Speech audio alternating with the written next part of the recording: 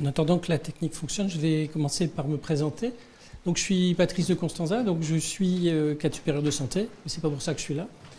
Je suis coordinateur de 3 programmes à l'EPSM de l'agglomération lilloise. Donc, un programme pour des patients psychotiques qui vivent avec une psychose, un programme pour des personnes qui vivent avec des troubles bipolaires, et on vient juste d'avoir l'accord, parce qu'il faut avoir l'accord, de personnes qui vivent avec des troubles dépressifs.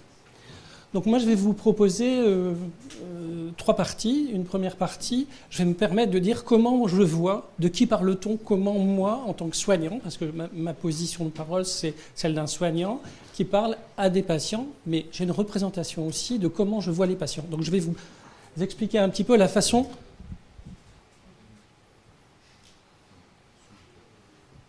Merci. Non, c'est dans quel sens? C'est pas dans le bon sens. Voilà, la façon dont moi je me représente votre vie avec la maladie. Après, je parlerai un petit peu de l'éducation thérapeutique du patient. Dans le Nord-Pas-de-Calais, comment ça se passe l'éducation du patient? Et vous verrez qu'il y a très très peu de programmes qui sont dédiés à l'éducation du patient pour des personnes qui vivent avec des pathologies chroniques en santé mentale. Par rapport aux autres patients qui vivent avec les autres pathologies chroniques. Vous verrez, c'est vraiment peanuts et c'est compliqué effectivement de faire vivre ces programmes au sein de nos établissements, mais aussi en dehors. Et puis après, je vous expliquerai, je vous raconterai un petit peu nos programmes rapidement. Ça contient quoi notre programme par rapport aux troubles bipolaires? Qu'est-ce qu'il y a dedans? Qu'est-ce qu'on y a mis dedans? Pourquoi est-ce qu'on a mis ça comme ça? Et puis enfin, je me permettrai de dire, moi, un patient expert, un patient ressource, un patient partenaire, c'est quoi? Comment je vois ça? Donc je vous lancerai la parole parce que...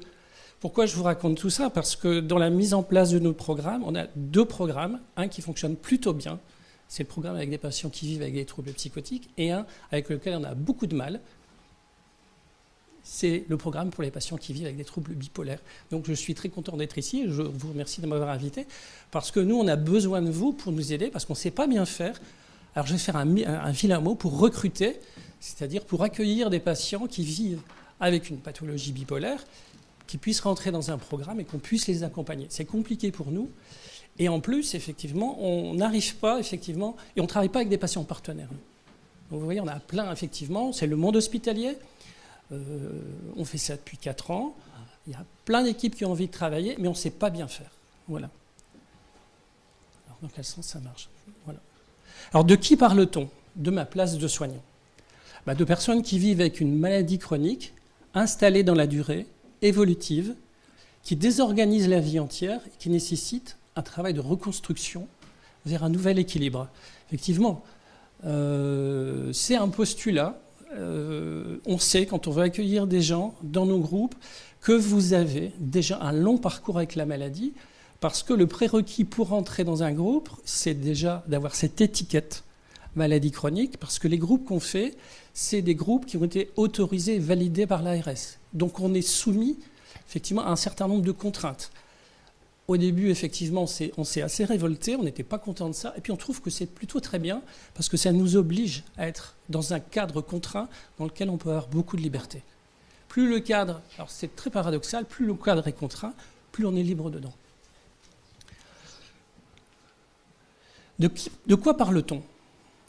Eh bien, vous l'avez un peu évoqué, d'un modèle médical qui est axé sur la pathologie aiguë. Nous avons été formés, je pense les médecins, les infirmiers, les cadres, les kinés, etc., sur un modèle médical simple, diagnostic, symptômes, diagnostic, traitement, guérison. Et la majorité des gens avec qui on travaille, ce n'est pas du tout ça. 90% des gens qu'on côtoie, c'est des gens qui vivent depuis très longtemps avec une pathologie chronique et qui, on le sait, et elles le savent aussi, vivront encore très longtemps avec les effets de cette pathologie chronique, même dans un accompagnement. On sait que c'est compliqué, c'est très compliqué. On parle aussi de conflit de temporalité, parce que nous, notre temps à nous, le temps du soignant, le temps du patient, pardon, c'est au quotidien, c'est tous les jours, c'est tous les ans. Et c'est avec la vie, ce que vous vivez, avec l'expérience subjective de la maladie. Comment vous avez établi vos propres normes avec la maladie? Nous, on ne sait pas ça. On ne sait pas, puisqu'on ne vit pas tous les jours, le matin, le soir, avec le risque, effectivement, que ça nous tombe sur la tête. On ne le sait pas. On l'imagine. On peut dire, oui, on le sait intellectuellement, mais on ne le sent pas. Du soignant, nous, à un moment donné de votre trajectoire de vie, on va se croiser quelques jours, quelques semaines. Et nous, on a une expérience objective de la maladie, vous l'avez dit, une expérience des informations médicales, du cognitif. Du cognitif, on sait comment, de tel signe premier, et puis on sait que si vous avez 3 signes sur 7, ça s'appelle comme ça. Voilà, notre expérience, elle est décalée, elle est juste objective. Puis moi, je travaille dans une institution qui a des contraintes fortes, des contraintes de personnel, des contraintes de temps, des contraintes de moyens. Par exemple, pour les 3 programmes qu'on a mis en place, on n'a pas de moyens supplémentaires. Donc il faut se débrouiller. Alors, on peut dire que c'est très contraignant, puis en même temps, c'est bien de se débrouiller avec les moyens qu'on a, parce que ça oblige à faire des choix.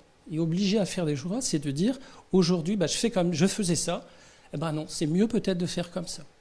Mais il faut que la ligne, parce que nous, on est hiérarchisé à l'hôpital, il faut que la ligne hiérarchique soit d'accord et fonctionne. Et c'est intéressant, parce que quand on met en place dans un établissement, ça veut dire que le médecin, le cadre, les infirmiers, la psychologue, le kiné, on est tous, effectivement, on a tous envie de le faire. Et ça, c'est un plus. D'une contrainte, on en fait une force.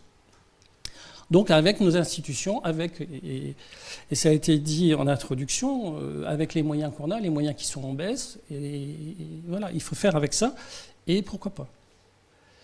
Comment nous faisons, et pourquoi nous voulons le faire? C'est suite à une conférence de Gérard Réac, qui est quelqu'un aussi qui s'occupe de diabétologie, parce que la majorité des conférences qui se font actuellement et qui sont d'un niveau national, voire international, sont faites par des professeurs de diabétologie qui font ça depuis 30 ans, qui se sont éloignés de la diabétologie pour avoir un discours philosophique, un discours sociologique, effectivement, sur les personnes, pas seulement qui vivent avec une pathologie, mais les personnes qui vivent avec quelque chose de chronique, donc avec un regard sur la chronicité. Et donc, Gérard Réac nous dit, d'abord, il ne faut pas se tromper, il ne faut pas se leurrer. La première chose, c'est aider les gens à bien se soigner. Il ne faut pas se tromper d'enjeu. On ne va pas faire semblant, on est là pour accompagner vous à bien vous soigner. Alors, ça veut dire quoi, bien se soigner? Le mot bien se soigner, il y a le bien de notre côté à nous, il y a moi. C'est quoi pour moi que vous soyez bien soigné, et pour vous, c'est quoi que vous soyez bien soigné? Et à un moment donné, il y a du vent. À un moment donné, on va pouvoir se rencontrer autour de ça.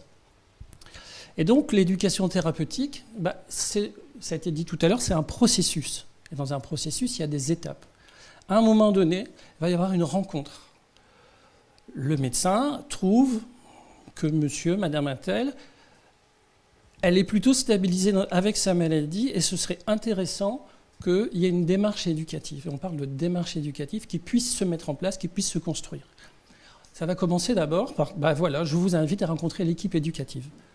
Ça commence par un échange, une découverte, une discussion, un parcours de vie, le fameux bilan éducatif partagé. Parce que lors de cet entretien, ce qui était dit tout à l'heure d'1 heure, on va juste discuter avec la personne, avoir une conversation avec la personne autour de thématiques, de 5 thématiques.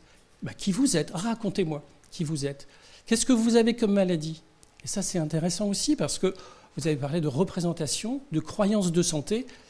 Et nous, effectivement, c'est un abord, et c'est ça l'intérêt de l'ETP, dans cet entretien très particulier, c'est qu'on va réfléchir sur, on va entendre, pour moi, ma maladie, c'est ça.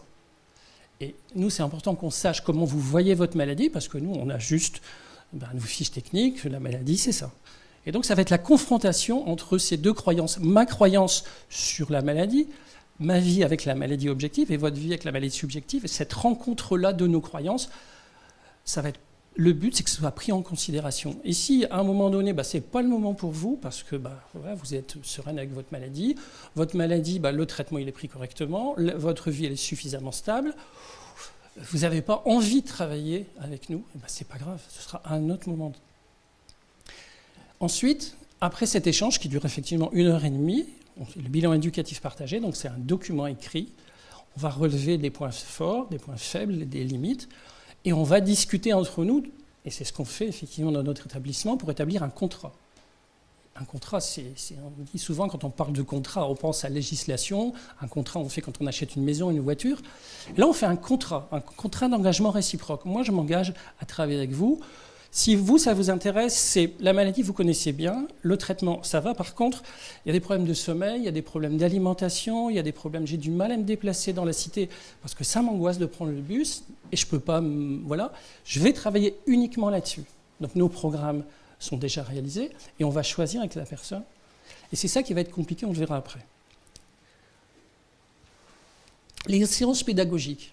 Alors on a construit, nous, dans notre établissement, un certain nombre de séances pédagogiques autour de plusieurs thématiques qui sont classiques, je ne vous apprends rien, la maladie, les traitements, les habitudes de vie et les troubles cognitifs.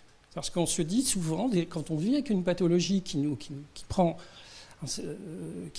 effectivement toute la vie, qui est assez envahissante, il y a certainement des troubles cognitifs, des troubles de l'attention, des troubles de la concentration, des troubles de mémoire. Et effectivement, et si on ne prend pas ça en considération, et qu'on accompagne les personnes vers quelque chose qui a à voir avec l'apprentissage, on risque d'aller à l'échec. Et ce n'est pas nous qui sommes en échec, c'est la relation qui va être en échec. L'évaluation, donc on a construit des programmes et on a décidé dans notre établissement que notre programme, c'est nous qui allons le construire. Donc avec des pharmaciens, des infirmiers, des diététiciennes. Les gens ont été formés dans notre établissement, je suis formateur aussi, donc on a formé à peu près 70 personnes dans notre établissement. Et dans le cadre de cette formation, on a construit des fiches pédagogiques, et c'est les gens qui utilisent les fiches pédagogiques, les séances pédagogiques, qui les ont construites. Ça va beaucoup mieux quand on le fait soi-même. C'est quoi tout ça? C'est une transmission entre deux personnes, en prenant en considération les émotions, les connaissances, les croyances et les désirs. Parce qu'effectivement, s'il n'y a pas d'envie, s'il n'y a pas de projet de vie, à un moment donné, ce n'est pas la peine, on va effectivement se faire plaisir, mais ça va aboutir à rien du tout. Alors comment?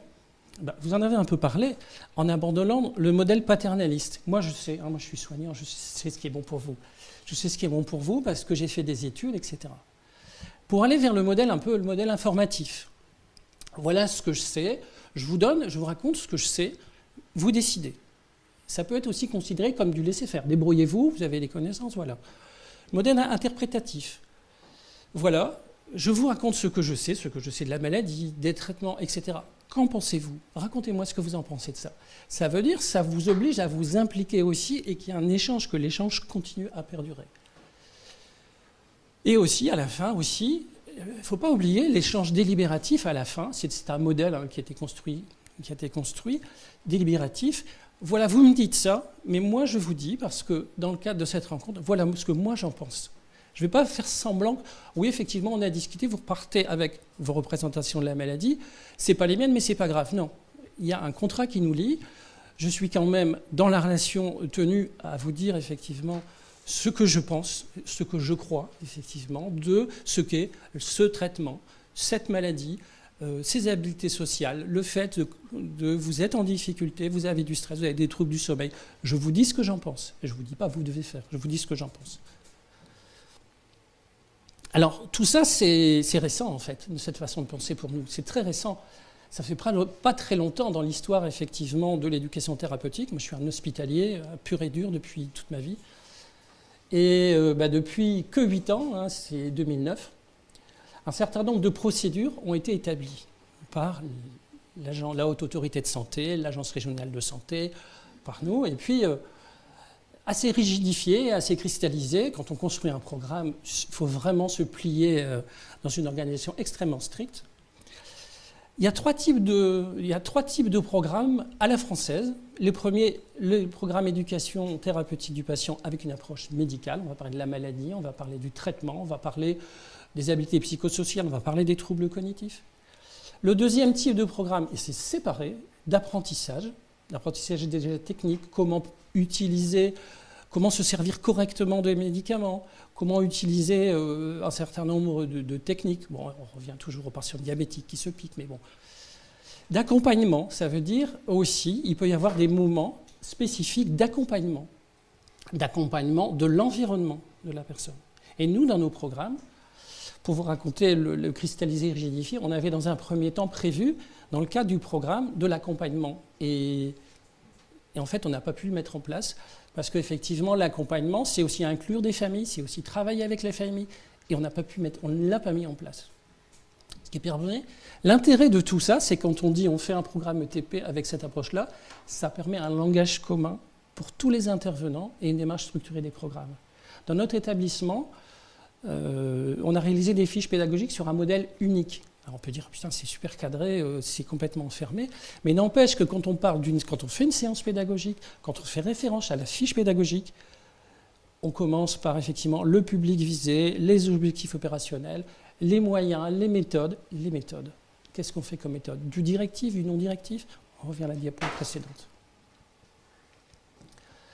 Quelques éléments dans le Nord-Pas-de-Calais. Alors dans le Nord-Pas-de-Calais, je vous ai dit tout à l'heure, on est assez limité, vous voyez.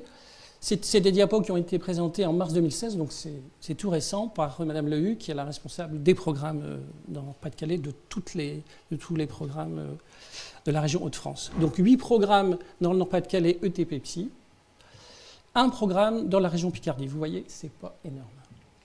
Des programmes validés, ça ne veut pas dire que ce qui se fait ailleurs, et je le redis, c'est pas valable. C'est juste dire, si vous allez dans un établissement, vous ne savez pas, et vous voulez avoir quelque chose d'un peu certain, en disant où est-ce que je mets les pieds, vous pouvez vérifier effectivement que ces programmes sont validés ou pas. Ça ne veut pas dire si ce n'est pas validé, ce n'est pas bon, mais au moins si c'est validé, ça répond à des critères. Inscrire l'ETP au sein d'un parcours de soins et structurer sur les territoires une dynamique régionale, notamment en psychiatrie. Donc voilà, où sont les programmes qui existent en mars 2016, autorisés et validés. Chrysalide, c'est Clermont-de-Loise. C'est Clermont-de-Loise en 2011.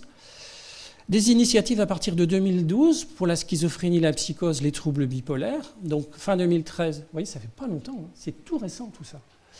L'agglomération lilloise, la MGEN, et puis le PSM Lille Métropole, et puis il y a un certain nombre de programmes à venir, les troubles dépressifs, et nous aussi on a un programme troubles dépressifs. Et regardez le poids de la psychiatrie, je ne commenterai pas cette diapo, mais regardez le poids de la psychiatrie, effectivement, par rapport à l'ensemble des pathologies. LCO, c'est médecine, chirurgie obstétrique. Les réseaux de santé, les MSP, les équipes de soins de santé primaire, et voilà. Au nombre de personnes qui ont pu bénéficier de ça, 169 personnes en 2015. Vous voyez, c'est peanuts, hein. C'est pas beaucoup, mais qui ont été pris en charge, tracés. Et ces 169 personnes qui ont été prises en charge dans le cadre de ces programmes, pour lesquels il y a eu une traçabilité, il y a eu des recueils de données, et tous les ans, on fait un retour à l'Agence régionale de santé. Ça nous oblige à nous poser en disant qu'est-ce qu'on fait, comment on le fait. Et l'Agence régionale collige tous ces éléments, et ça fait 169 patients. Vous voyez, il y a du boulot. Hein. Une moyenne de 10 patients par an, par secteur, par programme, avec des taux d'abandon assez importants. Entre le moment où on fait un bilan et puis le moment où le programme commence, il y a à peu près entre 50 et 60% de gens qui ne viennent pas. Parce que c'est trop long. Parce que le délai entre le moment où on commence le bilan et le moment où ça commence, c'est trop long. Des prises en charge éducatives plutôt longues, vous l'avez dit, au moins 10 ateliers. Et chez nous, rapidement, il s'agit d'aider les personnes, je reprends un morceau de la définition, à acquérir ou maintenir les compétences dont ils ont besoin pour gérer au mieux leur vie avec une maladie chronique. Le mot compétence, hein, c'est un mot qui fait un peu peur, c'est un mot qui vient de l'éducatif. Et voilà, c'est un mot qui, effectivement, compétence, du savoir, du savoir-faire, du savoir-être, c'est ce que vous avez dit dans la diapo précédente. Qui sont les formés? Surtout des infirmiers et des médecins, et c'est majoritairement des infirmiers qui participent effectivement aux actions. Et voilà, avec régulièrement une pharmacienne et une diététicienne qui viennent très régulièrement dans les programmes quand il y a besoin d'informations autour du médicament et autour de l'alimentation. Et quelquefois, des psychologues viennent, pas souvent. Et puis les coordinateurs, parce que ça se coordonne tout ça. C'est souvent des infirmiers, des cadres infirmiers qui planifient et organisent les séances. Après la réalisation du diagnostic éducatif, un contrat, un programme personnalisé est proposé, je l'ai déjà dit un petit peu tout à l'heure, en fonction des besoins. Et on essaie de respecter ça. Dans les structures intersectorielles, on ne fait pas de TP à l'hôpital. On ne peut pas le faire, et tant mieux, parce que ce n'est pas le lieu pour. Quand on va à l'hôpital, c'est qu'on est vraiment très mal, on n'est pas forcément en capacité d'entendre. Et puis de travailler d'avoir une réflexivité. Quand le programme est autorisé en 2013, donc, et on l'a commencé pour les programmes bipolaires en 2014. Pour des personnes adultes ayant reçu un diagnostic de trouble bipolaire, informés du diagnostic, on tient que les personnes soient informées du diagnostic, ils ne viennent pas comme ça en disant « qu'est-ce que je viens de faire là ?» Que le médecin, à un moment donné, leur a dit « c'est ça la pathologie avec laquelle vous vivez ». Et on suivi un suivi psychiatrique en demande d'information et pris en soins libres en ambulatoire. Améliorer les connaissances sur la maladie, diminuer les symptômes, prévenir les rechutes, développer les compétences cognitives, émotionnelles et sociales, favoriser l'insertion. C'est des grands trucs, hein, mais à un moment donné, il faut bien mettre des grands chapeaux pour... voilà. 2 séances individuelles avant la mise en place, des séances collectives, de 1 à 2, et puis des séances de reprise ou des fois des séances individuelles parce que les personnes n'aiment pas du tout être en groupe. Et ok, ça marche. Module 1, améliorer ses fonctions cognitives, la mémoire, la concentration, ça se travaille. Autour du médicament, connaissance de la maladie bipolaire, on utilise le même schéma de référence, le modèle stress-vulnérabilité. Au quotidien, les addictions, et puis des modules transversaux, l'alimentation, le bien-être dans son assiette, et puis, ça ne vous étonnera pas, les troubles du sommeil, on n'a pas encore commencé, mais on sent que c'est quelque chose qui est méga, quoi. C'est vraiment un gros truc. Et on va travailler pour avoir des programmes qui soient vraiment fins pour travailler avec les troubles du sommeil. Tous les ans, tous les 4 ans. Voilà, c'est le coordinateur qui fait ça. On évalue à chaque fois, soit du QCM, soit de l'évaluation de stratégie de résolution de problèmes. Demain, comment vous allez faire? Vous allez prendre le métro, puis d'habitude, ça va pas bien dans le métro parce qu'il y a de l'angoisse et puis on vient de travailler ça. Comment vous allez faire demain? Racontez-moi. Et cette stratégie de résolution de problèmes, moi, ça va me donner des indicateurs que la séance qu'on vient de faire, elle était pertinente ou pas. Pourcentage de rechute, c'est à discuter, ça. Parce que ce n'est pas parce qu'on a fait 10 séances que ça va vraiment impacter sur la rechute, mais c'est quand même un petit indicateur. La participation des patients. Je vais me permettre, là, de vous embêter, de vous lancer un peu sur la participation des patients, parce que nous, on ne sait pas bien faire. On ne sait pas bien travailler avec les patients experts, les patients ressources. Et voilà, moi je suis content d'être là parce que je vais vous envoyer comment nous on voit ça. Et je pense que vous aurez des choses à discuter. Cette participation est bien accueillie chez certains et pas du tout par d'autres. C'est compliqué dans les équipes de pouvoir intégrer un patient ressource, expert, formateur avec nous. C'est très compliqué pour nous, sachez-le, voilà, pour plein de raisons. À l'EPSM de Val-de-Sartois, il y a un patient expert qui a été formé et qui commence à intervenir dans les groupes. Au CHU, il y a certains patients qui ont participé à la conception d'outils, mais pas aux séances. Et chez nous, pour l'élaboration des programmes, il y a eu 6 séances où il y avait des représentants de l'UNAFAM et puis de Nord-Mentalité qui ont participé à l'élaboration. Alors de quoi on parle? Moi, effectivement, de quoi on parle quand on parle de patients intervenants, patients ressources, patients formateurs, patient expert ou patient partenaire. Je pense que, voilà, vous qui intervenez après moi, vous pourrez peut-être en dire un peu plus, sachant que le mot patient partenaire, c'est quelque chose qui se développe beaucoup au Canada, effectivement. Aussi en France, avec quelqu'un que vous connaissez peut-être, qui est Luigi Flora, qui travaille à l'université de Vincennes, je ne sais plus si c'est Vincennes, université à Paris, et qui fait un doctorat, effectivement, de patiente, effectivement, et qui intervient en tant que chercheur, voilà. Alors, moi, je n'ai pas d'avis. Je ne sais pas si qu'est-ce que patient ressource est celui qui gère bien sa maladie au quotidien et qui peut être aidant vis-à-vis de ses pairs.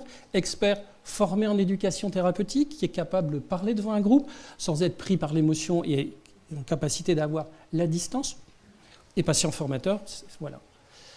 Mes questions, pourquoi on a du mal? Pourquoi j'ai du mal et pourquoi on a du mal? Parce qu'effectivement, les informations relatives à la santé mentale, ça concerne davantage de domaines, c'est une croyance que j'ai, qu'en MCO, du fait de l'impact sur l'ensemble des dimensions de la vie, personnelle, sociale, familiale. Ça veut dire que si je partage avec vous, patients experts, des éléments sur le groupe qu'on va prendre en charge, il va falloir à un moment donné qu'on partage des choses et que vous aussi, vous partagez des choses. Et pour nous, ça nous pose problème, ça, de partager des choses sur toutes les dimensions de la vie. Souci de bienveillance, c'est aussi, notre souci, c'est d'exposer le risque d'exposition du patient à des difficultés s'il intervient dans des lieux où il a bénéficié de soins. Imaginez, vous êtes dans un lieu, vous avez été soigné là, et puis vous rencontrez des gens qui ont été soignés avec vous, puis à un moment donné, vous avez une place différente, vous donnez une parole différente. Faut-il une co-animation avec un soignant? Faut-il vous laisser tout seul? Je ne sais pas. Se pose la question de la transmission par le patient. Expert concernant le groupe à la fin de la séance. Question aussi de la reconnaissance de l'investissement, parce que nous, on est payés. Et puis vous allez venir de façon bénévole, vous allez faire 50 km.